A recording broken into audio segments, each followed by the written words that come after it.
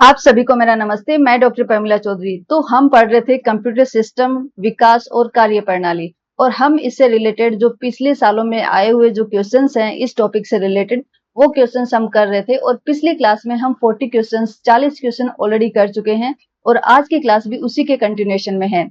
तो सबसे पहला क्वेश्चन आज की क्लास का हमारा है कि सुपर कंप्यूटर के पिता के रूप में किसे जाना जाता है। तो हमारा आंसर होगा सेमूर क्रे।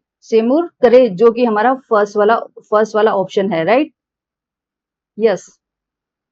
जो सेमूर क्रे है उन्होंने 1960 और 1970 के दशक में कई शक्तिशाली सुपर कंप्यूटर बनाए, जिनमें क्रे वन, कौन सा, क्रे वन, CRAY, क्रे वन जो है वो उन्होंने 1976 के अंदर सबसे ज्यादा प्रसिद्ध हुआ। इस कारण से उन्हें फादर ऑफ सुपर कंप्यूटर भी कहा जाता है। नेक्स्ट आता है हमारा भारत के प्रथम सुपर कंप्यूटर परम 8000 का शुभारंभ किस में किया गया था, कौन सी साल में किया गया था, वो हमसे पूछा है। तो इसका शुभारंभ किया था 1991 के अंदर। 1991 में सीडेक कंपनी, सीडेक जो कंपनी है हमारी, D D for development of advance computing, ये है पुणे के अंदर, ये हमारी है पुणे के अंदर। पुणे द्वारा इसको विकसित किया गया था। इसका नेतृत्व डॉक्टर विजय पंडुरंग भटकर ने किया, जिन्हें भारत में सुपर कंप्यूटर का जनक कहा जाता है। तो देखो, अगर कभी पूछे आपसे कि भारत के सुपर कंप्यूटर कौन है, भारत के सुपर कंप्यूटर के जनक कौन है, तो आपको याद रहना चाहिए डॉक्टर विजय पंडुरंग भटकर, राइट। नेक्स्ट आता है हमारा कंप्यूटर की पंचम पीढ़ी में VLSI तकनीक को किस तकनीक में परिवर्तित किया गया था। तो वो हम सभी जानते हैं कि जो पांचवी पीढ़ी जो हमारी आई थी उसके अंदर VLSI की जगह हमने यूज में लिया था ULSI, ultra large scale integration. ठीक है। इस पीढ़ी में artificial intelligence, expert system, parallel processing और सुपर कंडक्टर जैसी तकनीकों का उपयोग किया गया था। फिर आता है भारत के प्रथम स्वदेशी माइक्रो प्रोसेसर का नाम क्या था। स्वदेशी, तो वो था हमारा शक्ति। जो खुद का जो बनाया हुआ जो माइक्रो प्रोसेसर था वो सबसे पहला था शक्ति। इसे IIT मद्रास द्वारा विकसित किया गया था। और बाद में 2020 में एक और स्वदेशी माइक्रो प्रोसेसर जिसका नाम था मोशक भी विकसित किया गया था। जो एक स्टार्टअप कंपनी थी आईकोर सेमीकंडक्टर, वो भी IIT मद्रास से ही संबंधित है। ठीक है। कौन सी थी? मोशक को किसने डेवलप किया था? इनकोर सेमीकंडक्टर। ठीक है। ये एक नया स्टार्टअप था और जो कि IIT मद्रास के द्वारा चलाया जा रहा था, IIT मद्रास। ठीक है। तो अगर सबसे पहला जो स्वदेशी माइक्रो प्रोसेसर है वो शक्ति हुआ और दूसरा जो है वो है मोशक। नेक्स्ट आता है USB पोर्ट का तात्पर्य क्या है। ये हम सब लोग जानते हैं। यूनिवर्सल सीरियल बस पोर्ट, जो बी वाला है, ये आपको याद होना चाहिए, काफी बार एग्जाम में पूछा है। Universal serial bus port, USB। Next आता है मल्टीमीडिया क्या होता है। मल्टीमीडिया होता है ऑडियो वीडियो, ए व बी दोनों, इनमें से कोई नहीं। तो जब पहले मैं आपको बताती हूँ कि मल्टीमीडिया होता क्या है। देखो, जब टेक्स्ट मतलब जो लिखे हुए जो शब्द हैं, तो जब टेक्स्ट, ग्राफिक्स, ऑडियो, वीडियो या एनिमेशन या फिर इमेज को एक साथ मिलाकर अगर कोई जानकारी प्रस्तुत की जाती है तो उसे मल्टीमीडिया कहते हैं। और साधारण शब्दों में आप बोल सकते हो कि मल्टीमीडिया का मतलब क्या है। मल्टी मत देखो, ये किससे मिलके बना हुआ है, multi plus media, right. Multimedia, तो मल्टी का मतलब होता है अनेक, राइट, अनेक। और मीडिया का मतलब होता है माध्यम। ठीक है। तो अनेक माध्यम हो सकते हैं, वहां पे सूचना के अनेक माध्यम हो सकते हैं। ऑडियो हो सकता है, वीडियो हो सकता है, ग्राफिक्स हो सकता है, टेक्स्ट हो सकता है, एनिमेशन हो सकता है, इमेज हो सकता है। और यहाँ पे ये दो दिए हैं तो दोनों के दोनों ही हमारे क्या हैं, मल्टीमीडिया हैं, राइट। फिर आता है चार्ल्स बेबेज द्वारा डिजाइन किया गया पहला यांत्रिक कंप्यूटर किस नाम से जाना जाता है। वैसे तो हम सब लोग जानते हैं कि जो चार्ल्स बेबेज जो हैं, इनको कंप्यूटर के जनक कहा जाता है। और लेकिन इनसे पूछा गया है, क्वेश्चन में ये पूछा है कि चार्ल्स बेबेज द्वारा डिजाइन किया गया पहला यांत्रिक कंप्यूटर, इनके द्वारा डिजाइन किया गया पहला यांत्रिक कंप्यूटर किस नाम से जाना जाता है। तो ये आपको याद होना चाहिए, ये है एनालिटिकल इंजन। ये एक जो सबसे पहला यांत्रिक कंप्यूटर बना था उसका नाम है एनालिटिकल इंजन, ठीक है। हालांकि इससे पहले उन्होंने डिफरेंस इंजन भी बनाया था, लेकिन एनालिटिकल इंजन को आधुनिक कंप्यूटर का आधार माना जाता है। इसी कारण चार्ल्स बेबेज को कंप्यूटर का जनक भी कहा जाता है, फादर ऑफ कंप्यूटर भी कहा जाता है। दूसरा है भारत का पहला सुपर कंप्यूटर। भारत का पहला सुपर कंप्यूटर कौन सा है? तो अभी हमने पीछे भी देखा था कि वो कौन सा है, परम 8000। परम 8000 जो है वो भारत का पहला सुपर कंप्यूटर है, राइट। नेक्स्ट आता है वर्तमान में किस जनरेशन के कंप्यूटर का प्रयोग हो रहा है।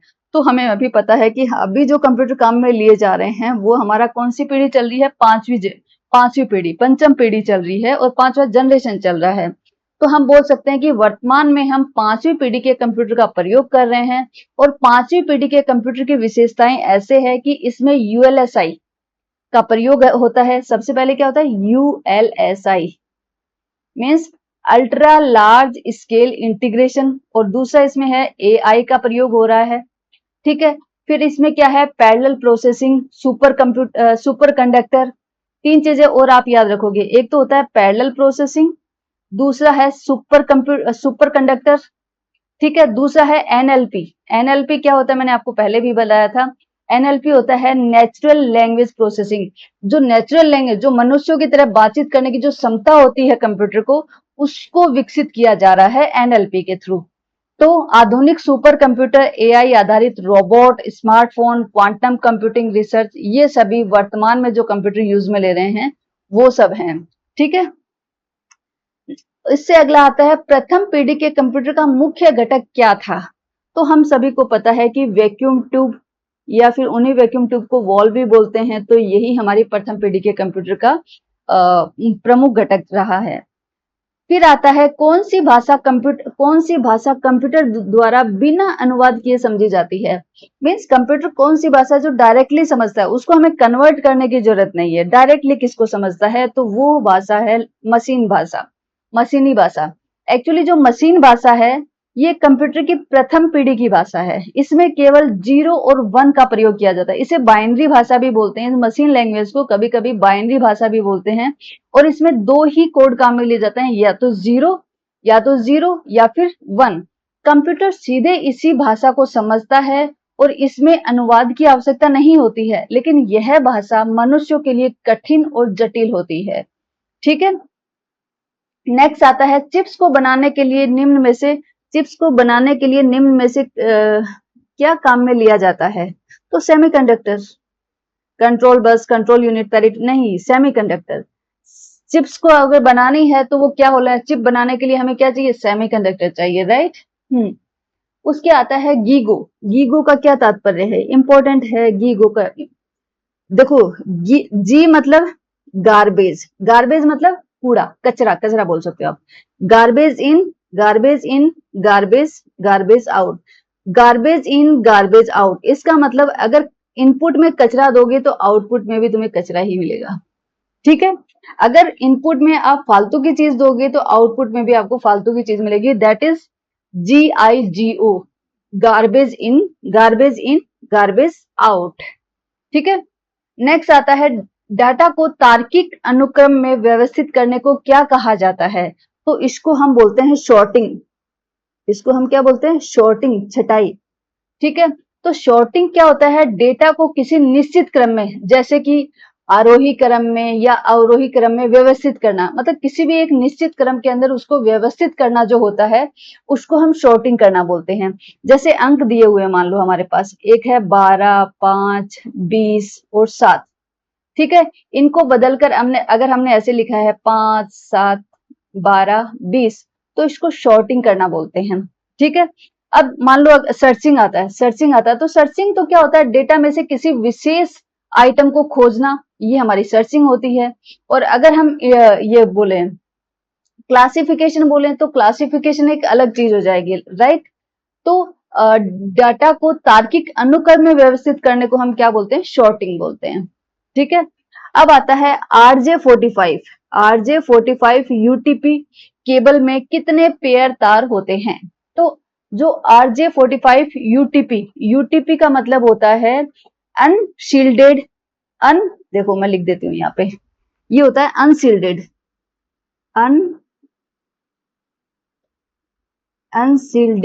ट्विस्टेड पेयर, अनशील्डेड, शील्ड नहीं किया हुआ उनको, अनशील्डेड ट्विस्टेड पेयर केबल में कुल 8 तार होते हैं। तो ये जो RJ45 यूटीपी है, इसमें कितने तार होते हैं, 8 तार जो होते हैं, जो वायर होते हैं वो कितने होते हैं, 8 होते हैं। लेकिन ये तार 4 ट्विस्टेड पेयर्स में व्यस्त, लेकिन अगर तार पूछे तो 8 होते हैं, लेकिन अगर पेयर पूछे कि पेयर कितने होते हैं, जोड़े कितने होते हैं, तो वो होते हैं 4, क्योंकि एक पेयर में 2 तार होते हैं। तो अगर पेयर पूछा है तो पेयर तो कितने होंगे, 4 पेयर होंगे, और अगर वायर पूछते तो हमारे कितने होते, 8 होते। इन्हीं को RJ45 कनेक्टर के 8 पिन से जोड़ा जाता है। और अगर कोई आपसे पूछे कि RJ45 के अंदर पिन कितनी होती हैं, तो वो भी हमारी 8 पिन होती हैं, ठीक है। नेटवर्किंग में आमतौर पर कैट नेटवर्किंग में हम कौन सी केबल काम में लेते हैं, कैट 5E या फिर कैट 6 जैसे यूटीपी केबल्स का उपयोग, ये सभी क्या है, ये यूटीपी केबल है, ये हमारी यूटीपी केबल है। कैट 5E, कैट 6, ये यूटीपी केबल हैं जो कि नेटवर्क या इथरनेट के लिए हम यूजुअली काम में लेते हैं, ठीक है। फिर हम आता है हमारा नेक्स्ट, निम्नलिखित में से कौन सा सीरियल और पैरेलल पोर्ट का प्रतिस्थापन माना जाता है। तो जो देखो, जो यूएसबी है, यूएसबी में सीरियल भी होता है और पैरेलल भी होता है। तो जो यूएसबी पोर्ट है, ये सीरियल, तो इसीलिए बोलते हैं कि यूएसबी जो है ये सीरियल और पैरेलल पोर्ट दोनों का स्थान लिया है इसने। यह तेज है, फास्ट है, ये आसान है और प्लग एंड प्ले सपोर्ट करता है। प्लग एंड प्ले ये हमने पढ़ा था, प्लग एंड प्ले क्या होता है, प्लग एंड प्ले होता है कि जैसे ही आप किसी डिवाइस को प्लग इन करते हो, जैसे ही उसमें कनेक्ट करते हो, तो कंप्यूटर को हमें समझाने की जरूरत नहीं है कि इसका क्या काम है, वो डायरेक्टली इसके जो ड्राइवर्स हैं वो अपने आप उसके अंदर इंस्टॉल कर लेता है और फटाफट उसको सपोर्ट करना स्टार्ट कर देता है। जैसे माउस हम कनेक्ट करते हैं तो बताने की जरूरत नहीं है, माउस के लिए कुछ अलग से इंस्टॉल करने की जरूरत नहीं है, वो डायरेक्टली उसको एक्सेस करना स्टार्ट कर देता है। तो जो यूएसबी होता है, इसमें इन दोनों की ही खूबियां हैं, जैसे ये फास्ट है, आसान है, प्लग एंड प्ले को सपोर्ट करता है, तो ये हमारा ऑप्शन सही रहेगा। दूसरा अगर हमारा है PS2 पोर्ट, ठीक है, तो ये केवल कीबोर्ड और माउस के लिए इस्तेमाल किया जाता है, PS2 पोर्ट कीबोर्ड और माउस के लिए। नेक्स्ट आता है SCSI पोर्ट, ये मुख्य रूप से हार्ड डिस्क और स्कैनर के लिए काम में लिया जाता है। उसके बाद में आता है LPT1 पोर्ट, तो ये पैरेलल पोर्ट का नाम है LPT1, जो प्रिंटर से जोड़ने के लिए प्रयोग होता है। इसलिए आधुनिक समय में यूएसबी पोर्ट ही सीरियल और पैरेलल पोर्ट का वास्तविक रिप्लेसमेंट है। अब आता है यूपीएस का पूर्ण रूप क्या है। देखो यूपीएस का क्या होता है, अनइंटरप्टेबल पावर सप्लाई। जो बी वाला ऑप्शन है ये हमारा सही आंसर है। इसमें क्या होता है, यूपीएस एक, देखो मैं यूपीएस के लिए आपको थोड़ा सा बता देती हूँ कि यूपीएस एक पावर डिवाइस है जो बिजली जाने पर भी कंप्यूटर या अन्य उपकरण को कुछ समय तक चालू रखता है। इसमें बैटरी बैकअप होता है। यह अचानक बिजली कटने पर डेटा लॉस और सिस्टम डैमेज से बचाता है। जैसे क्या होता है, मान लो हम कंप्यूटर पे काम करते हैं और हमने यूपीएस को कनेक्ट नहीं किया है, तो क्या होगा, जितनी देर लाइट है उतनी देर हम कंप्यूटर पे काम कर रहे हैं, लेकिन मान लो अचानक से आपकी लाइट चली गई और जो भी आप कंप्यूटर में काम कर रहे थे आपने उसको सेव भी नहीं किया है। तो जैसे ही लाइट चली जाएगी तो आपने डेटा सेव नहीं किया है, तो वो सारा का सारा इरेज हो जाएगा, सारा का सारा लॉस हो जाएगा, डेटा लॉस हो जाएगा वो। तो इन सभी डेटा लॉस से बचने के लिए या फिर अचानक से लाइट चली जाती है तो हमारा सिस्टम भी डैमेज हो सकता है। तो इन्हीं दो चीजों से बचने के लिए, डेटा लॉस और सिस्टम डैमेज से बचने के लिए यूपीएस को उपयोग में लाया जाता है। और यूपीएस एक पावर डिवाइस होती है। तो ये क्या करती है, जैसे ही बिजली जाती है, लाइट चली जाती है, तो ये क्या करता है, अपनी तरफ से बैकअप देना स्टार्ट कर देता है। ठीक है, अपनी तरफ से बैकअप स्टार्ट कर देता है और वो जो आपका सिस्टम है वो चालू रहेगा। उसके बाद में नेक्स्ट आता है हमारा अर्थमेटिक कैलकुलेशन के द्वारा की जाती है। कि जो अर्थमेटिक कैलकुलेशन है वो किसके द्वारा की जाती है, हमें पता है एएलयू के अंदर एएलयू अर्थमेटिक लॉजिक यूनिट, ये हमारी किसके अंदर होती है, ये सीपीयू के अंदर होती है, राइट। सीपीयू के अंदर जो एएलयू यूनिट होती है, ये जो एएलयू यूनिट होती है ये सभी अर्थमेटिक कैलकुलेशंस करती है। सेलेरॉन, पेंटियम और कोरक्रम, ये प्रारूप हैं, किसके प्रारूप हैं ये, तो ये सारे के सारे माइक्रो प्रोसेसर के ब्रांड जो हैं उनके नेम हैं। ठीक है, सेलेरॉन, पेटियम और कोर, ये सभी प्रोसेसर और माइक्रो प्रोसेसर के ब्रांड नाम हैं। इनमें इंटेल कंपनी द्वारा, इन सभी को इंटेल कंपनी द्वारा विकसित किया गया है। इंटेल कंपनी जो आपने काफी बार सुनी होगी, जो इंटेल कंपनी है उसने इन सभी को डिजाइन किया है। ये अलग अलग सीपीयू परिवार के नाम हैं। ठीक है, जो प्रोसेसर फैमिली है उनके नाम है ये। इनका उपयोग पर्सनल कंप्यूटर, लैपटॉप और सर्वर में भी किया जाता है। ठीक है, तो इसीलिए इसका सही आंसर होगा कंप्यूटर माइक्रो प्रोसेसर की। नेक्स्ट आता है सीपीयू का पूरा नाम क्या है। तो सीपीयू का तो आपको पता है, ये क्या है, central processing unit. Central processing unit, A वाली जो है यही इसका पूरा नाम है। अब आता है हमारा नेक्स्ट, देखो क्वेश्चंस जो मैंने अभी जो प्रीवियस ईयर्स में आए हुए जो क्वेश्चंस थे वो सभी क्वेश्चंस मैंने आपको करवा दिए हैं, लेकिन कुछ इंपॉर्टेंट तथ्य हैं जो आप सभी को पता होना चाहिए। इनमें से भी कभी एग्जाम में पूछा जा सकता है डायरेक्टली और इनडायरेक्टली। ये जो क्वेश्चन, ये जो वन वाक्य जो स्टेटमेंट लिखे हैं मैंने, ये आप लोगों के लिए इंपॉर्टेंट है, तो आप लोग एक बार इनको मेरे साथ समझ लो। देखो, कंप्यूटर में जो यूजर होता है, कंप्यूटर को जो यूज करता है उसको हम क्या बोलते हैं, उसको बोलते हैं ह्यूमन वेयर। जो कंप्यूटर यूजर होता है, कंप्यूटर में यूजर को ह्यूमन वेयर कहा जाता है। तो काफी बार एग्जाम में पूछा जा सकता है आपसे कि ह्यूमन वेयर कौन होता है, राइट। तो आपको पता होना चाहिए, ऐसे वाले ही तथ्य मैंने यहाँ पे रखे हैं जो आपसे एग्जाम में पूछ सकते हैं। दूसरा है टर्बो स्विच, कंप्यूटर की प्रोसेसिंग स्पीड घटाने। अब अगर आपसे पूछे कि जो कंप्यूटर में टर्बो स्विच जो होते हैं, टर्बो स्विच वो किस काम में लिए जाते हैं, तो ये जो क्या होता है, जो प्रोसेसिंग होती है सीपीयू के अंदर, उसकी स्पीड को, उसकी जो स्पीड होती है उसको घटाने और बढ़ाने के लिए काम में लिए जाते हैं टर्बो स्विच। अब है डेटा को सूचना कहा जाता है। देखो सूचना क्या होती है, जो हमें पता है जो डेटा होता है, डेटा तो क्या होता है, कच्चे तथ्य जो होते हैं वो डेटा होता है। देखो, कच्चे तथ्य को डेटा कहते हैं और अर्थपूर्ण डेटा को सूचना कहते हैं। कॉमन सेंस की बात है, ये आप लोगों को वैसे भी पता होगी, लेकिन एक बार पढ़ लो तो वो चीज ध्यान में रहती है। फिर आता है RFID का पूरा नाम क्या है, इंपॉर्टेंट है, आप लोगों को पता होना चाहिए। का पूरा नाम है radio frequency identification, radio frequency identification. ठीक है, इस RFID का पूरा नाम है। फिर आता है प्राथमिक तौर पर एकल बस संरचना। जैसे काफी बार एग्जाम में पूछा भी है कि एकल बस संरचना होती है वो कौन कौन से कंप्यूटर में काम में लेते हैं। एकल बस संरचना होती है वो मिनी और माइक्रो कंप्यूटर जो होते हैं उनमें काम में ली जाती है। बाकी जो मल्टी बस संरचना होती है वो जो हमारे सुपर कंप्यूटर हैं उन सभी में हमारी मल्टी बस संरचना काम में ली जाती है। लेकिन मिनी और माइक्रो कंप्यूटर के अंदर एकल बस संरचना मीन्स एक ही बस होती है, वो सभी का काम करती है। ठीक है, दूसरा है एप्पल वन कंप्यूटर का निर्माण Stephen Wozniak and Steven Jobs द्वारा किया गया था। एप्पल वन, अगर कभी आ जाए कि एप्पल वन जो कंप्यूटर है इसका निर्माण किसने किया गया, तो ये दो हैं, स्टीफन वोजनियाक और स्टीवन जॉब्स द्वारा इसका निर्माण किया गया था एप्पल वन का। भारत में सर्वप्रथम कंप्यूटर कहाँ आया था, कहाँ स्थापित लगाया गया था, हम पहले भी पढ़ चुके हैं, ISI कोलकाता में। ठीक है, भारत में पहला कंप्यूटर ISI कोलकाता में स्थापित किया गया था। फिर आता है पेटीएम चिप के सर्जन का संबंध विनोद धाम से है। विनोद धाम से किसका संबंध है?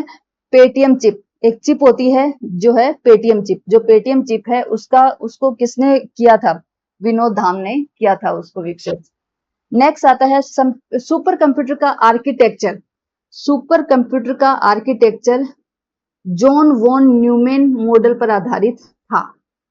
किसके ऊपर? जॉन वॉन न्यूमैन, ये मॉडल है, इस मॉडल पर आधारित था सुपर कंप्यूटर का आर्किटेक्चर। उसके बाद आता है डिजिटल एवं कंप्यूटराइज्ड रेलवे आरक्षण व्यवस्था सर्वप्रथम नई दिल्ली में लागू की गई थी। डिजिटल एंड कंप्यूटराइज्ड, डिजिटल जो और जो कंप्यूटराइज्ड रेलवे आरक्षण जो था वो सबसे पहले कहां पे स्टार्ट किया? राजधानी के अंदर दिल्ली में स्टार्ट किया गया था। जो SMS है, SMS हम भेजते रहते हैं मोबाइल पे, तो SMS सबसे पहले इसका फुल फॉर्म देख लेते हैं। S मतलब short message service. Short message service का जनक कौन है? मेटी मैकोनेन। मेटी मैकोनेन, याद होना चाहिए आपको, इंपॉर्टेंट है। ठीक है, फिर आता है पैकमैन। पैकमैन कंप्यूटर खेल के क्षेत्र में प्रयुक्त होता है। अब आपको पता, अगर मान लो आपके ऑप्शन में दे दें कि इसमें जो कंप्यूटर में जो गेम्स खेलते हैं उससे संबंधित कौन सा नेम है, तो अगर पैकमैन कहीं पे आता है तो वो कंप्यूटर खेल के क्षेत्र से संबंधित है। फिर आता है टैबुलेटिंग मशीन का आविष्कार।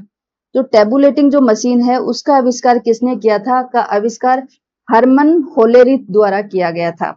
हरमन होलेरिथ द्वारा क्या किया गया था? टैबुलेटिंग मशीन का विकास किया गया था। दुनिया का प्रथम माइक्रो कंप्यूटर, माइक्रो कंप्यूटर, दुनिया का प्रथम माइक्रो कंप्यूटर अल्टेयर 8800, अल्टेयर 8800 है। क्या? दुनिया का प्रथम माइक्रो कंप्यूटर, राइट, याद रखना आप लोग। फिर आता है PDA। PDA क्या है? Personal digital assistant. Personal digital assistant portable प्रकार के कंप्यूटर होते हैं ये क्या होते हैं? पोर्टेबल प्रकार के कंप्यूटर होते हैं। पोर्टेबल मतलब एक जगह से दूसरे जगह पे जिनको ले जाया जा सके आराम से, वो होते हैं PDA कंप्यूटर्स। ठीक है, हमने पहले पढ़ा भी था, जो पीछे के क्वेश्चंस हैं उसमें हमने इसकी फोटो भी देखी थी कि PDA क्या होता है। ठीक है, फिर आता है पंच कार्ड। पंच कार्ड का नाम भी हमने पहले डिस्कस किया है। पंच कार्ड की 11वीं पंक्ति एक्स पंच कहलाती है। जो पंच कार्ड होते हैं इसमें इसकी जो 11वीं जो रो होती है, 11वीं जो पंक्ति होती है उसको बोलते हैं एक्स पंच। इसका मतलब क्या है इतना डिटेल में आप लोगों को जाने की जरूरत नहीं है, बस जो स्टेटमेंट दिया हुआ है आप लोग उसको याद कर लो फिर ठीक है। पहला कंप्यूटर आर्किटेक्चर, पहला कंप्यूटर आर्किटेक्चर 1948 में जॉन वॉन न्यूमैन द्वारा प्रस्तुत किया गया था। ये हमने अभी भी पढ़ा था। ठीक है, हमने ये क्या पढ़ा था पीछे वाले स्टेटमेंट में कि जो पहला कंप्यूटर था उसका आर्किटेक्चर, उसका मॉडल किसने दिया था? जॉन वॉन न्यूमैन ने उसका मॉडल दिया था। और वो कब? 1948 के अंदर प्रस्तुत किया था। दुनिया का पहला विद्युत एवं यांत्रिक प्रकार का कंप्यूटर पहला कौन सा है? मार्क 1। मार्क 1 IBM के सहयोग से हॉवर्ड आइकेन द्वारा बनाया गया। IBM और हॉवर्ड आइकेन ने बनाया था मार्क 1 को। ठीक है, दूसरा आता है आधुनिक कंप्यूटर में द्विआधारी अंक प्रणाली का प्रयोग होता है। ठीक है, द्विआधारी अंक प्रणाली मींस इसके अंदर बाइनरी नंबर सिस्टम में 2 अंक होते हैं केवल, एक तो 0 होता है और एक 1 होता है। ठीक है, तो जो आधुनिक कंप्यूटर हैं वो किसके ऊपर आधारित है? द्विआधारी अंक प्रणाली, जिसमें सिर्फ 2 ही अंक काम में लिए जाते हैं, 0 और 1। इसको काफी बार बाइनरी नंबर सिस्टम भी बोलते हैं। ठीक है, ओके। नेक्स्ट आता है माइक्रो प्रोसेसर को माइक्रोचिप भी कहा जाता है। माइक्रो प्रोसेसर जो होता है उसको माइक्रोचिप भी कहते हैं। ओके, फिर आता है पॉमटॉप। जैसे हमारा लैपटॉप होता है वैसे पॉमटॉप भी होता है। पॉमटॉप को मिनी लैपटॉप भी कहा जाता है। देखो लैपटॉप, लैपटॉप का अगर आप नाम से देखो तो लैपटॉप, लैप मतलब क्या होता है? लैप मतलब होता है गोद, गोद के अंदर। लैप मतलब होता है गोद और टॉप मतलब गोद के अंदर अगर आप रख के काम करते हो तो उसको बोलते हैं लैपटॉप। पाम टॉप, दूसरा आता है पाम टॉप। तो पाम का मतलब होता है हथेली, हथेली, ठीक है, हमारी जो हथेली होती है उसको पाम बोलते हैं ना, तो पाम टॉप अगर आप हाथ में रख के हथेली में रख के अगर काम करो तो उसको बोलते हैं पाम टॉप। तो जो पाम टॉप होता है, पाम टॉप जो होता है वो मिनी लैपटॉप, वो मिनी लैपटॉप, लैपटॉप का भी छोटा रूप होता है, ठीक है। 1924 में अमेरिका में कंप्यूटर बनाने वाली सबसे पहली कंपनी की स्थापना हुई थी। कब हुई थी? 1924 में अमेरिका में हुई थी, कंप्यूटर बनाने वाली सबसे पहली कंपनी की स्थापना हुई, जिसका नाम था आईबीएम। जब भी कंप्यूटर का नाम आता है आईबीएम वहां पे पक्का आ जाता है। आईबीएम की फुल फॉर्म क्या है? इंटरनेशनल बिजनेस मशीन कॉर्पोरेशन था, ठीक है। तो आईबीएम की स्थापना कब हुई थी? 1924 के अंदर अमेरिका में हुई थी। ये एक अमेरिकन कंपनी है। यह एक डेटा कलेक्शन टेक्नोलॉजी है। कौन सी? जो डेटा स्टोर करने के लिए इलेक्ट्रॉनिक्स टैग्स का इस्तेमाल करती है। इसका इलेक्ट्रॉनिक्स डेटा कलेक्शन, ये पूरा सेंटेंस नहीं दिया हुआ है तो इसको एक बार छोड़ देते हैं। मार्टिन कूपर ने मोबाइल फोन का आविष्कार किया था। अगर कोई पूछे कि मोबाइल फोन का आविष्कार किसने किया था, तो वो किया था मार्टिन कूपर ने। मार्टिन कूपर ने मोबाइल फोन का इस्तेमाल किया था, जो कि हम खूब यूज में लेते हैं, हमारी दिनचर्या का एक अहम हिस्सा बन गया है। तो हमें मार्टिन कूपर को थैंक्स बोलना चाहिए, राइट। नेक्स्ट आता है HGA। HGA का पूरा नाम क्या है? हेरक्यूलस ग्राफिक एडेप्टर। जो HGA होता है ये ग्राफिक एडेप्टर है, यह एक वीडियो कार्ड है। ग्राफिक आ गया मतलब वीडियो कार्ड आ गया वहां पे, ठीक है। तो HGA क्या है? ये एक वीडियो कार्ड से संबंधित है। प्रोग्रामेबल कंप्यूटर की अवधारणा चार्ल्स बेबेज द्वारा दी गई थी। चार्ल्स बेबेज, जिनको कंप्यूटर के जनक कहा जाता है, कंप्यूटर के फादर कहा जाता है, उन्होंने प्रोग्रामेबल कंप्यूटर की, कंप्यूटर के अंदर प्रोग्राम कर दो वो सारा सिस्टम अपने आप करेगा, फिर सारा कंट्रोल अपने आप करेगा। तो इसकी जो अवधारणा है वो किसने दी थी? चार्ल्स बेबेज ने दी थी। नेक्स्ट आता है कंप्यूटर एवं इंटरनेट का उपयोग करने वाले एवं इनसे वंचित लोगों के मध्य का अंतर डिजिटल डिवाइड कहलाता है। Digital divide, okay. तो हमें पता होना चाहिए कि डिजिटल डिवाइड क्या होता है। कंप्यूटर एवं इंटरनेट का उपयोग करने वाले एवं इनसे वंचित लोगों के बीच में, जो कंप्यूटर और इंटरनेट का को यूज में लेते हैं और जो इनको यूज में नहीं लेते हैं, उन दोनों के बीच का जो अंतर है उसको हम बोलते हैं डिजिटल डिवाइड, ओके। फिर नेक्स्ट आता है सूचना प्रौद्योगिकी में विशेष स्थान रखने के कारण बेंगलोर को भारत की सिलिकॉन वैली, ओके,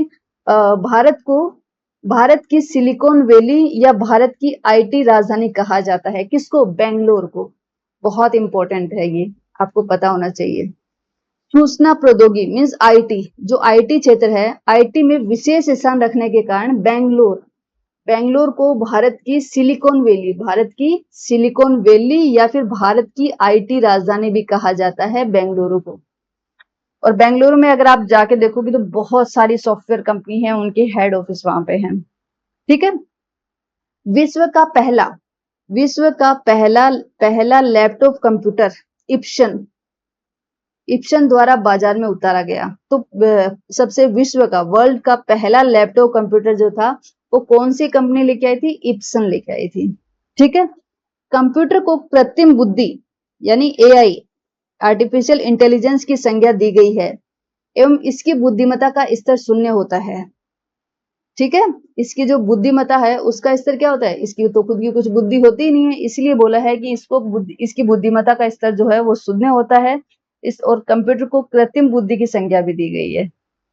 जो निर्देशों को आसानी से समझ लेता है उसे यूजर फ्रेंडली कहते हैं। देखो, हम काफी बार बोलते हैं कि अगर मान लो कोई भी सॉफ्टवेयर यूज कर रहे हैं और वो सॉफ्टवेयर मान लो हमें फटाफट से समझ में आ जाता है, टफ नहीं होता है, आसान होता है कि हमें जो भी हम काम कर रहे हैं हमें समझ में आ रहा है कि यस इसमें ऐसा करना चाहिए, इसमें ऐसा करना चाहिए, तो उसको बोलते हैं यूजर फ्रेंडली। मतलब यूजर कौन? जो उसको यूज कर रहे हैं, तो उसके साथ फ्रेंडली है वो, कि उसको फटाफट उसको समझ में आ रहा है कि उसमें क्या करना है। लेकिन कुछ इसका मतलब क्या हुआ कि जो निर्देशों को आसानी से समझ लेता है तो उसे यूजर फ्रेंडली कहते हैं। लेकिन कुछ सॉफ्टवेयर ऐसे होते हैं जो इजीली समझ में नहीं आते हैं, उसमें बहुत सारे कॉम्प्लिकेशंस होते हैं, तो उसके लिए बोला जाता है कि ये जो सॉफ्टवेयर है ये यूजर फ्रेंडली नहीं है, बिकॉज उसके निर्देशों को समझना इतना आसान नहीं होता है। उसके जो निर्देश होते हैं, उसकी जो इंस्ट्रक्शंस होती हैं वो बहुत टफ होती हैं, बहुत हार्ड होती हैं। तो लोग बाग यही चाहते हैं और यही आशा करते हैं कि जो भी हो वो हमेशा यूजर फ्रेंडली होना चाहिए, चाहे वो डिवाइस हो कोई भी या फिर कोई भी सॉफ्टवेयर हो, वो हमेशा यूजर फ्रेंडली होनी चाहिए कि सामने वाले को, यूजर को फटाफट से उसको समझ में आ जाए, राइट। नेक्स्ट आता है कंप्यूटर पर जानकारी डिजिटल डेटा के रूप में स्टोर की जाती है। ये हमें पता है कि कंप्यूटर के अंदर जो जानकारी जो होती है, जो भी इंफॉर्मेशन होती है, वो डिजिटल डेटा के रूप में ही स्टोर की जाती है। दूसरा है, जो हम आईबीएम कंपनी की बात करते हैं तो इसका मुख्यालय हमें पता होना चाहिए कहाँ पे है। तो इसका मुख्यालय अमेरिका की न्यूयॉर्क सिटी में, अमेरिका की जो न्यूयॉर्क सिटी है उसमें है, और इसके सीईओ हैं अरविंद कृष्णा। इसके सीईओ कौन है? अरविंद कृष्णा है। और आईबीएम की जो मुख्य जो हेड ऑफिस है वो न्यूयॉर्क सिटी में है, अमेरिका की, अरमोक की नहीं, अमेरिका की न्यूयॉर्क सिटी में है, और इसके सीईओ है अरविंद कृष्णा। एक बार सीईओ को चेक कर लेना अरविंद कृष्णा ही है क्या, क्योंकि मुझे अभी पता नहीं है, लेटेस्ट वाले में मैंने ये वाला चेक नहीं किया, आप लोग एक बार चेक कर लेना इसको। स्लोट या एक्सपेंशन स्लोट एक इंजीनियरिंग तकनीक है जिसके द्वारा कंप्यूटर की क्षमताओं को बढ़ाया जाता है। स्लोट होते हैं और कुछ एक्सपेंशन स्लोट होते हैं। देखो काफी बार क्या होता है, तो ये जो स्लोट होते हैं ये एक टाइप के पोर्ट ही होते हैं, ठीक है। तो ये जो पोर्ट होते हैं ये क्या करते हैं, जिसके द्वारा कंप्यूटर की क्षमताओं को और बढ़ा सकते हो। जैसे काफी बार आपने देखा कि आपका जो कंप्यूटर है उसकी स्पीड बहुत स्लो हो गई है, तो काफी बार क्या करते हैं कि लैपटॉप की स्पीड बहुत स्लो हो गई है, मेरे सिस्टम की स्पीड बहुत स्लो हो गई है, तो एक काम करते हैं इसमें एसएसडी लगा लेते हैं। तो ये क्या होते हैं, ये एक्सपेंशन स्लॉट होते हैं कि आप उसमें कुछ एक्स्ट्रा ऐड करके जो कंप्यूटर की जो क्षमता है उसको आप और बढ़ा सकते हो, ठीक है। तो ऐसे स्लॉट जो होते हैं उसको एक्सपेंशन स्लॉट या स्लॉट बोलते हैं। फिर आता है, नेक्स्ट आता है हमारा गूगल ड्राइव, एक फाइल स्टोरेज एवं सिंक्रोनाइजेशन सर्विस है जिसे गूगल पर विकसित किया गया है। यह सर्वर पर फाइल स्टोर करने की अनुमति प्रदान करती है। देखो एक होती है गूगल ड्राइव। देखो ड्राइव जैसे ही अगर आप कंप्यूटर की बात करते हो या लैपटॉप की बात करते हो, तो हम क्या करते हैं, जब भी अपना माई कंप्यूटर खोलते हैं, जब भी हम माई कंप्यूटर में खोलते हैं तो वहां पे आपको क्या, देखो क्या होता है कि कंप्यूटर की जो पूरी मेमोरी होती है ना, पूरी जो मेमोरी होती है उसको उसको क्या करते हैं, अलग अलग में डिवाइड कर देते हैं, अलग अलग ड्राइव बना लेते हैं। ये सी ड्राइव है, ये डी ड्राइव है, ये जी ड्राइव है, ये ई ड्राइव है। काफी लोग 3 में डिवाइड कर देते हैं, कभी 4 में, जितना इच्छा हो उसमें क्या करते हैं कि कंप्यूटर की पूरी मेमोरी को उतने भागों में बांट दिया जाता है और उनको नाम दे देते हैं drive D, drive C, drive E, drive G. तो वैसे ही एक होती है गूगल ड्राइव।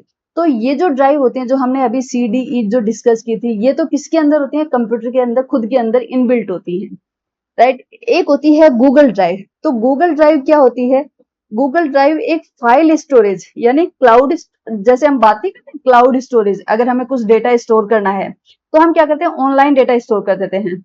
मतलब उसके लिए वो डेटा स्टोर करने के लिए जरूरी नहीं है कि हमारे कंप्यूटर में स्पेस होनी चाहिए, नहीं, ये तो ऑनलाइन स्टोरेज होती है। तो ये कहाँ पे स्टोर करता है उसको, गूगल ड्राइव के अंदर। तो गूगल ड्राइव एक फाइल स्टोरेज होती है और सिंक्रोनाइजेशन सर्विस है जिसे गूगल पर विकसित किया गया है।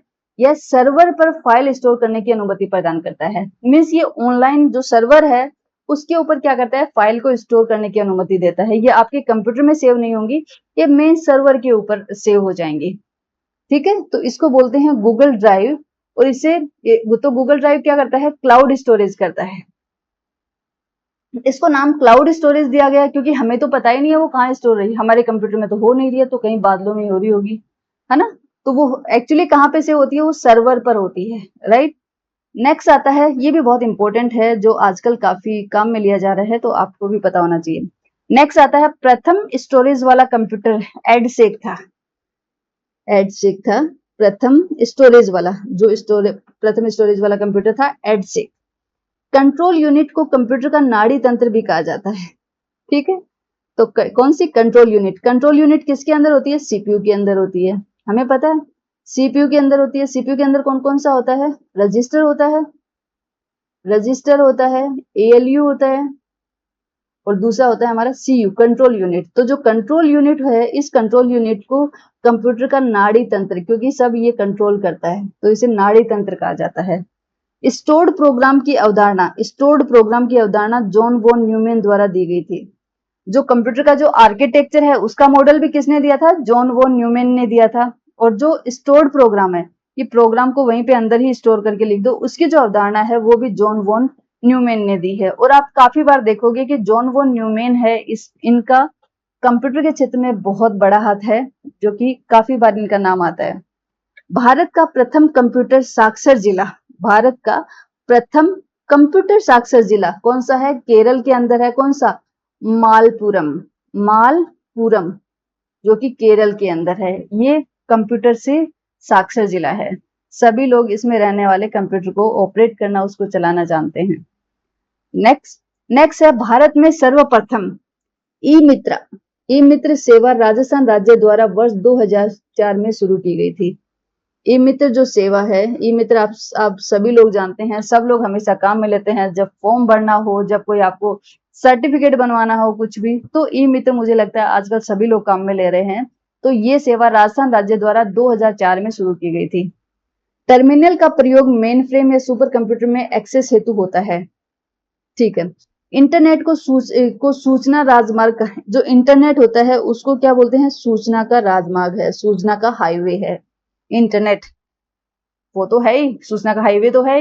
हाईवे इसलिए है क्योंकि इंटरनेट में जो स्पीड होती है वो स्पीड और कहाँ पे मिलेगी? दूसरा आता है सेमूर करे। आप जब भी हमने आज की क्लास स्टार्ट करी थी, सबसे पहले हमने सेमूर करे को ही पढ़ा था। ठीक है, इंपॉर्टेंट है ये। सेमूर करे को कौन है? ये सेमूर करे को सुपर कंप्यूटर के पिता के रूप में जाना जाता है, हमने पढ़ा था अभी। नेक्स्ट आता है साकिर द्वारा प्रथम स्वदेशी माइक्रो प्रोसेसर, प्रथम स्वदेशी जो माइक्रो प्रोसेसर कौन सा था? शक्ति। ठीक है, वो किसने बनाया था? साकिर ने बनाया था। ओके, साकिर ने बनाया था। फिर आता है भारत 8000 प्रोसेसर वाला सुपर कंप्यूटर है। भारत 8000 प्रोसेसर वाला सुपर कंप्यूटर है, भारत 8000। नेक्स्ट आता है डेस्कटॉप, डेस्कटॉप एवं माइक्रो कंप्यूटर होता है। अच्छा अच्छा, ओके ओके ओके। जो डेस्कटॉप होता है, जो देखो ये है डेस्कटॉप, इसके नाम से देखो, डेस्कटॉप मतलब डेस्क मतलब टेबल के ऊपर, डेस्क मतलब हमारी जो टेबल टाइप होती है उसी को डेस्क बोलते हैं। तो डेस्क के ऊपर जो रख के काम किया जाए उसको बोलते हैं डेस्कटॉप। ठीक है, उसको बोलते हैं डेस्कटॉप, जिसको हम कंप्यूटर भी बोल सकते हैं। तो डेस्कटॉप एक क्या है? एक माइक्रो कंप्यूटर है, एक माइक्रो कंप्यूटर है। क्योंकि इससे पहले जो कंप्यूटर आते थे वो तो बहुत बड़े बड़े होते थे, लेकिन उसके बाद में डेस्कटॉप आया, फिर लैपटॉप आया, फिर पाम टॉप आया, पहले टेबल पे रखने वाला आया, फिर गोद में रखने आया, फिर हथेली पे रखने वाला आ गया, राइट। फिर तो ये होता है, ये भी एक माइक्रो कंप्यूटर है, कंप्यूटर नहीं है। डेस्कटॉप को माइक्रो कंप्यूटर बोला जाता है। ठीक है, फिर आता है आधुनिक कंप्यूटर की पूर्णतः खोज 1946 में हुई थी। जो आधुनिक कंप्यूटर जो है उनकी खोज 1946 में हो गई थी। एक प्रशिक्षण फाइल अवसर बदलने वाले डेटा को स्टोर करती है। छोड़ो, बूटिंग प्रक्रिया, यस ये इंपॉर्टेंट है, आपको पता होना चाहिए। बूटिंग ऐसा नहीं करते, बोलते कि काफी बार सिस्टम में क्या होता है कि जब आप अपना मोबाइल फोन ऑन करते हो या फिर अपना सिस्टम जो आपका कंप्यूटर है उसको ऑन करते हो, तो उसके अंदर बूटिंग चलती रहती है। तो बूटिंग प्रक्रिया क्या होती है? बूटिंग प्रक्रिया एक सुनिश्चित करने के लिए जांच करती है कि कंप्यूटर काम कर रहा है और उपकरण सही ढंग से जुड़े हैं या नहीं है। तो बूटिंग क्या करती है? वो पूरा चेक करती है कि अंदर का जो सिस्टम है, जिसको जो काम करना चाहिए वो अपना काम सही ढंग से कर रहा है या नहीं कर रहा है, उसको सुनिश्चित करती है बूटिंग हमारी। ठीक है, बूटिंग प्रक्रिया में कंप्यूटर की पावर ऑन करने से लेकर ऑपरेटिंग सिस्टम शुरू होने तक के सभी प्रोसेस शामिल हैं। बूटिंग में क्या होता है? जैसे ही आप कंप्यूटर की पावर ऑन करते हो, उसके बाद में जैसे ही ऑपरेटिंग सिस्टम, देखो ऑपरेटिंग सिस्टम हमारा मेन होता है कंप्यूटर के अंदर, जो प्रोसेसिंग होती है वो ऑपरेटिंग सिस्टम के थ्रू होती है, राइट। तो कंप्यूटर की पावर ऑन करने से लेकर ऑपरेटिंग सिस्टम शुरू होने तक के सभी जो प्रोसेस होते हैं वो बूटिंग प्रक्रिया में ही आते हैं। ठीक है, इंपॉर्टेंट है, याद रखना। पूरी तरह से बंद कंप्यूटर को ऑन करने को कोल्ड बूटिंग कहा जाता है। मान लो, देखो एक तो होता है कि आप क्या करते हो, जैसे कंप्यूटर चल रहा है, जैसे लैपटॉप है मान लो आपके पास, ठीक है, आप क्या करोगे? उसको शट डाउन नहीं करोगे। जैसे ही आपका लैपटॉप चल रहा है, आपको कहीं जाना है, तो आप क्या करते हो? उसको शट डाउन नहीं करते, बस उसकी जो स्क्रीन है उसको नीचे डाउन कर देते हो, राइट। तो वो पूरी तरह शट डाउन नहीं हुआ, जो कंप्यूटर है वो पूरी तरह बंद नहीं हुआ, पूरी तरह बंद कब होगा? जब आप उसको प्रॉपर्ली शट डाउन करते हो और उसके बाद में उसका प्लग वगैरह ऑफ करते हो, निकालते हो, अनप्लग करते हो, तभी उसको माना जाता है कि वो पूरा बंद हो गया है। अगर आपने शट डाउन नहीं किया है, सिर्फ आपने नीचे कर दिया, हाइब्रिड मोड में चला जाएगा, है ना? तो उसको हम बोलते हैं कोल्ड बूटिंग। ये भी इंपॉर्टेंट है। इसको क्या बोलते हैं? कोल्ड बूटिंग कहा जाता है। पूरी तरह से बंद कंप्यूटर को ऑन करने को, अगर पूरी तरह से बंद कंप्यूटर है और फिर उसको ऑन किया जाता है, तो उसको बोलते हैं कोल्ड बूटिंग। फिर आता है, नेक्स्ट आता है हमारा, पहले से ही ऑन कंप्यूटर को फिर से ऑन करना, यानी कंप्यूटर को रीस्टार्ट करना, वार्म बूटिंग कहलाता है। अभी पीछे हमने पढ़ा था, क्या पढ़ा था?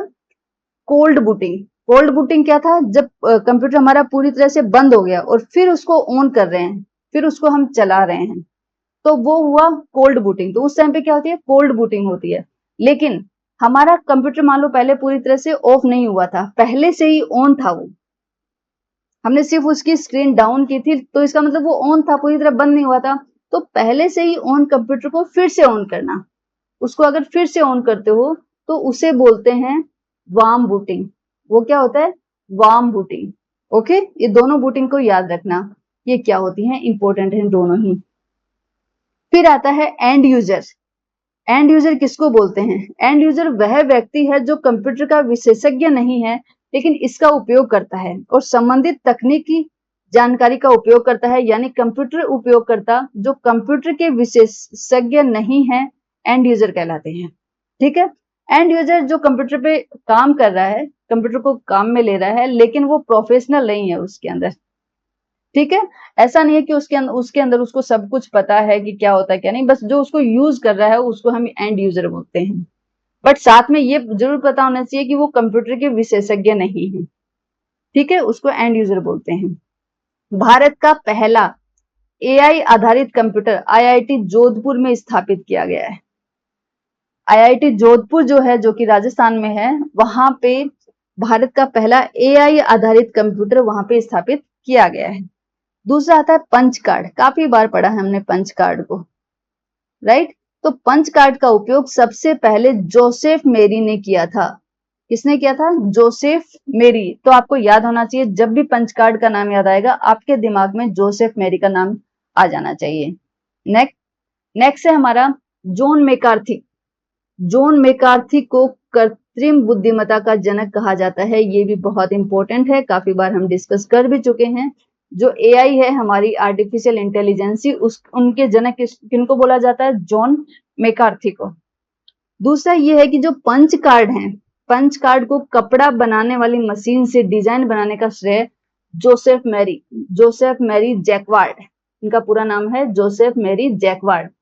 तो हमने सबसे पहले कहा था, अभी पीछे वाले में बताया था कि जो पंच कार्ड का जो उपयोग है सबसे पहले किसने किया था? जोसेफ मैरी ने किया था। और अभी हम बोल रहे हैं कि पंच कार्ड को कपड़ा बुने, क्योंकि पंच कार्ड को सबसे पहले यहीं पे काम में लिया गया था। पंच कार्ड को कपड़ा बनाने वाली मशीन, कपड़े के ऊपर जो डिजाइन नहीं बनाते हैं, तो कपड़ा बनाने वाली मशीन से डिजाइन बनाने का श्रेय जोसेफ मैरी जैकवार्ड को जाता है। ठीक है? अब ये है पंच कार्ड का आविष्कार हरमन होलेरिथ ने किया था, पंच कार्ड का आविष्कार, राइट? विश्व में सबसे अधिक कंप्यूटर वाला देश कौन सा है? अमेरिका। भारत का पहला कंप्यूटरीकृत डाकघर नई दिल्ली में। भारत का सबसे पहला कंप्यूटरीकृत डाकघर भी नई दिल्ली में है, और जो रेलवे में भी जो सबसे पहले काम में लिया गया था डिजिटल इसके लिए रिजर्वेशन, इन सब के काम के लिए, वो भी नई दिल्ली में काम में लिया गया था। नेक्स्ट आता है हमारा, एक डिवाइस जो दूसरे डिवाइस के नियंत्रण में काम करता है, एक डिवाइस जो दूसरे डिवाइस के नियंत्रण में काम करता है उसे स्लेव डिवाइस कहते हैं। स्लेव डिवाइस है, और जो डिवाइस नियंत्रण करता है उसे मास्टर डिवाइस कहते हैं। देखो ये आप ऐसे समझ सकते हो, जैसे आपने देखा है कभी, जैसे एक कंप्यूटर है, मान लो एक कंप्यूटर आप घर पे काम कर रहे हो, दूसरा आपका कोई साथी है, वो आपके ऑफिस में, वो अपने ऑफिस में बैठा हुआ है, आपको कहीं पे कोई प्रॉब्लम आ गई, बट आप एक एंड यूजर हो, मीन्स आप इसमें कोई एक्सपर्ट नहीं हो कि आपके में जो प्रॉब्लम आ गई आप उसको सॉल्व कर लोगे। तो आपने क्या किया? अपने फ्रेंड को कॉल किया और उससे पूछा कि मेरे सिस्टम में ऐसी ऐसी प्रॉब्लम आ रही है, काम करना अर्जेंट है, क्या आप सही कर सकते हो? बोलेगा यस, हाँ मैं कर सकता हूँ। तो उसके लिए वो क्या करेगा? आपको एक ऐप बताएगा कि आप ये ऐप डाउनलोड करो, और आपने ऐप डाउनलोड किया, उसने भी, उसके कंप्यूटर में भी वो पहले से वो ऐप डाउनलोड है, तो वो क्या करेगा, आप लोगों को अपने जो डेटाज हैं, अपने जो पासवर्ड हैं, वो एक दूसरे से एक्सचेंज करने पड़ेंगे। वो आपको अपना पासवर्ड बताएगा, आप उसको अपना बताओगे। उसके बाद में अपने कंप्यूटर में वो आपका डालेगा, और उसके में जो आया वो आपने डाला। फिर आप क्या करोगे, उस ऐप के थ्रू आपके दोनों कंप्यूटर कनेक्टेड हो जाएंगे, और फिर वो क्या करेगा कि आपके कंप्यूटर को वो कंट्रोल कर रहा है, वो अपने हिसाब से आपकी आपकी स्क्रीन खोलेगा। अब आप उसको टच नहीं करोगे, वो क्या करेगा, वो वहीं पे बैठा बैठा आपके कंप्यूटर को खोल लेगा, और उसमें से जो भी चेंजेस उसे करने हैं वो देखेगा, पूरा एक्सप्लोर करेगा क्या दिक्कत आ रही है। तो जो उस डिवाइस को नियंत्रण कर रहा है, तो जो ऑफिस में बैठा है उसको क्या बोलेंगे, मास्टर डिवाइस। उसका जो कंप्यूटर होगा वो कहलाएगा मास्टर डिवाइस, और आपका जो है वो होगा स्लेव। स्लेव मतलब होता है नौकर, स्लेव मतलब होता है नौकर, और मास्टर मतलब जो बोले, उसका उसका जो हुक्म माने वो सभी, तो वो तो मास्टर होगा ना।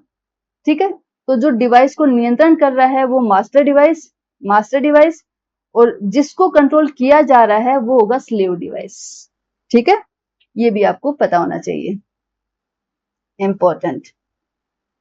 एक साथ बहुत सारे यूजर के डेटा को सुपर कंप्यूटर द्वारा प्रोसेस किया जाता है। यस, सुपर कंप्यूटर के द्वारा क्या जाता है, एक साथ बहुत सारे यूजर के डेटा को प्रोसेस किया जाता है। यूजर सुपर कंप्यूटर को एक्सेस करने के लिए नोड का प्रयोग करते हैं, जो नोड होती है ना, उसका प्रयोग करते हैं सुपर कंप्यूटर को एक्सेस करने के लिए।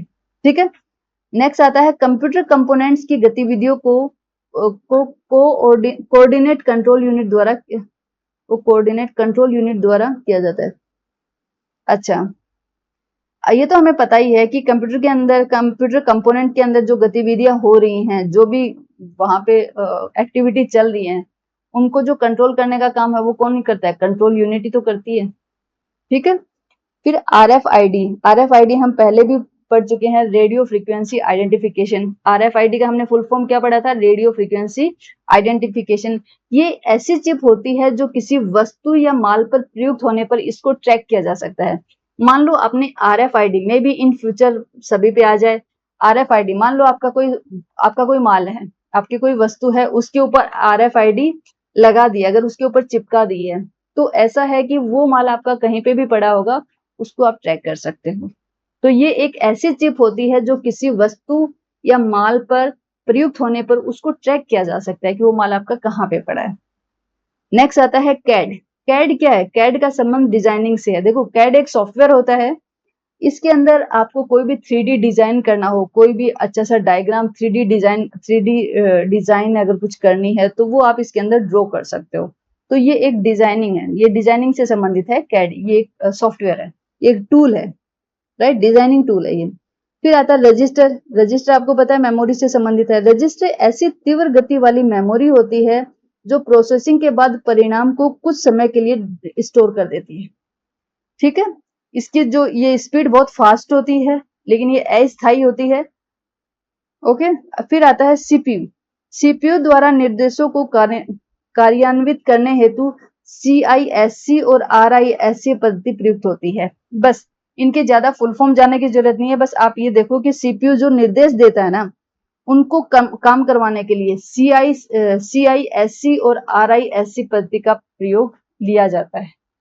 ठीक है, नेक्स्ट आता है निजी क्षेत्र के अंतर्गत, निजी क्षेत्र के अंतर्गत स्थापित भारत का प्रथम कंप्यूटर विश्वविद्यालय राजीव गांधी कंप्यूटर विश्वविद्यालय में है। कंप्यूटर डेटा को सूचना में परिवर्तित करता है। कंप्यूटर डेटा क्या करता है, कंप्यूटर क्या करता है, डेटा को सूचना में परिवर्तित करता है। कंप्यूटर डेटा को सूचना में परिवर्तित करता है। और ये जो निजी क्षेत्र अगर हम बोलें तो कहाँ पे स्थापित किया गया था, प्रथम, भारत का प्रथम कंप्यूटर राजीव गांधी विश्वविद्यालय जो है, ठीक है, विश्वविद्यालय राजीव गांधी, ठीक है, यहाँ पे स्थापित किया गया था ये, अगर हम निजी क्षेत्र की बात करें तो। फिर आता है एम्यूलेटर। एम्यूलेटर, तो एम्यूलेटर क्या होता है, किसी फंक्शन को एक कंप्यूटर से दूसरे कंप्यूटर में नकल करने की जो प्रक्रिया होती है उसे हम एम्यूलेटर बोलते हैं। ओके, फिर आता है बिजली की आपूर्ति बाधित, पावर सप्लाई कट होने पर कंप्यूटर को बैटरी बैकअप पावर प्रदान करने हेतु यूपीएस, यूपीएस का प्रयोग किया जाता है। ये तो हम पहले ही पढ़ चुके हैं कि यूपीएस, हमने यूपीएस के बारे में डिटेल से पढ़ा था। यूपीएस क्या है? अनइंटरप्टेबल। देखो इसके नाम से देखो, अनइंटरप्टेबल। इंटरप्टेबल का मतलब होता है कि कोई बीच में छेड़खानी नहीं करना। अनइंटरप्टेबल मतलब छेड़खानी नहीं होनी चाहिए। अगर हम कंप्यूटर पे काम कर रहे हैं तो कोई बीच में कोई डिस्टरबेंस नहीं, हमें काम करने दो, उसको हम बोलेंगे अनइंटरप्टेबल। पावर सप्लाई मतलब पावर सप्लाई कुछ भी हलचल नहीं करेगी। अगर पावर सप्लाई चली गई है, अगर मान लो लाइट चली गई है, तो आप क्या करोगे? ये यूपीएस क्या करेगा? इसके पास कुछ बैटरी बैकअप होता है, ये अपने बैटरी बैकअप से आपको पावर देना स्टार्ट कर देगा। लेकिन जो कंप्यूटर के अंदर जो गतिविधियां चल रही हैं, जो एक्टिविटी चल रहे हैं, जो प्रोग्राम चल रहे हैं, वो बाधित नहीं होंगे, वो ऐसे के ऐसे सेम चलते रहेंगे। तो ये काम होता है किसका? यूपीएस का। ये बिजली की आपूर्ति को बाधित होने पर की आपूर्ति को बाधित नहीं होने देता है, इसका काम ही यही है। ठीक है, तो ये था हमारा आज का वीडियो। तो ये जो हमारा मेन टॉपिक था, कंप्यूटर सिस्टम, विकास और कार्य प्रणाली, ये टॉपिक हमने कवर किया। पहले हमने थ्योरी पढ़ी है इसकी अच्छे से, फिर इससे रिलेटेड जितने भी क्वेश्चंस मुझे मेरे से बन पाए वो सारे क्वेश्चंस मैंने आपके साथ डिस्कस किए हैं, जो आपके सभी एग्जाम्स के लिए, जो भी आप एग्जाम देते हो जिसमें उसके सिलेबस में अगर ये टॉपिक आ रहा है तो ये सभी के लिए इंपॉर्टेंट है। अगली क्लास में हम नए टॉपिक के साथ स्टार्ट करते हैं। Thank you. और आप लोगों को मेरी क्लास कैसी लगती है प्लीज मुझे कमेंट करके जरूर बताइए, इससे मुझे अप्रिसिएशन मिलता है। और अगर अच्छी नहीं लग रही है तो वो भी आप कमेंट करके बता सकते हो मुझसे, जिससे मैं इम्प्रूवमेंट कर पाऊँ। Thank you.